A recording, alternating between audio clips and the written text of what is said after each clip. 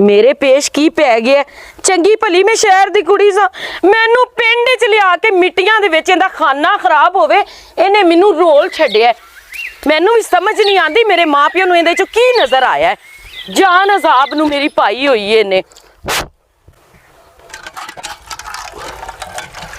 खाना खराब होवे इहदा, हुण जाके 10 घंटे पैलियां च ला के आएगा।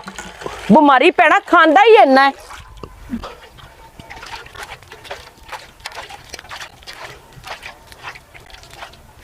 बेड़ा गर्क होवे, सफाइयां करा मैं करा, बर्तन धोवां मैं धोवां, एक बाहर दा काम करना है वो नहीं इहदे कोलों हुंदा। कि मेरी जान नूं अजाब पै गए ने। टेंशन ना लै, मैं भी नहीं तेरे कोल रवांगी। दे मेरे को चाह मंगनी, बंदा पूछे ऐ स्यापे किन्ने करने ने। मेरे पेश की पै गए।